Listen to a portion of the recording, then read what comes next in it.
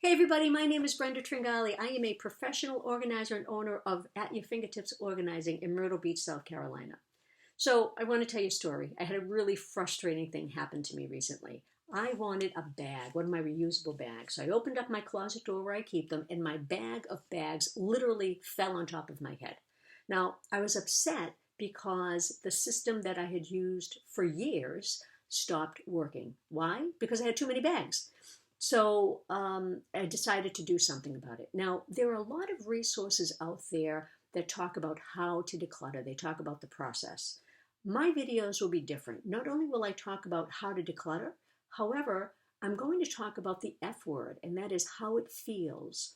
So stick around for a minute or so and let me explain the process that I went through decluttering my bags and also how I felt before, during, and afterwards. So as for the before, I was aggravated, right? I had too many bags.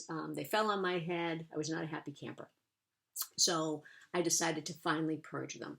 So I asked myself, the first step was, Brenda, set a goal. How many bags do you really need? Not how many do you want, how many do you need? So I set a goal for myself. I will not reveal the number because it varies from person to person. Just because something works for me doesn't mean it will work for you. But set your own goal. That's what I did. And then I pulled out all of my bags and I created two different piles. Pile A were the bags that I loved and that I used. Pile B were the ones that I didn't like, I didn't use for whatever reason. Now I know they're only bags, but believe it or not, how did I feel during this process? It was tough making some of these decisions because believe it or not, some of my bags have sentimental value. I know I'm crazy, but when I held the bag, I thought about a story or an emotion that was associated with it. So it was tough during the process. However, when I was done, I had my two piles of bags, right? I had the ones that I was going to keep and the ones that I was either going to recycle or donate or whatever. And you know what? It only took me 10 minutes. It was great. And how did I feel? I felt over the moon. I was so happy. So if you're like many of my clients and me, if you have too many bags, and they're taking up too much real estate in your home, your closet, your cabinets, whatever, I hope this has helped. And remember, you don't have to spend a lot of money to get organized. In fact, I help my clients use resources that they already have so they don't have to spend a lot of money. And in fact, this was my final, my end result. This is where I keep my bags.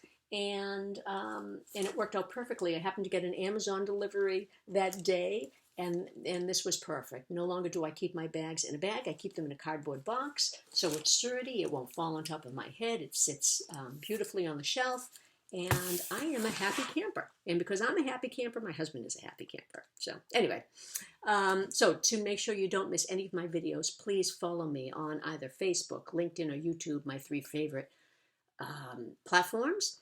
And if you know of anyone who could benefit from my videos, please share this. And please know that I appreciate you so much for watching and for following me. And I will see you soon. Thanks. Take care. Bye.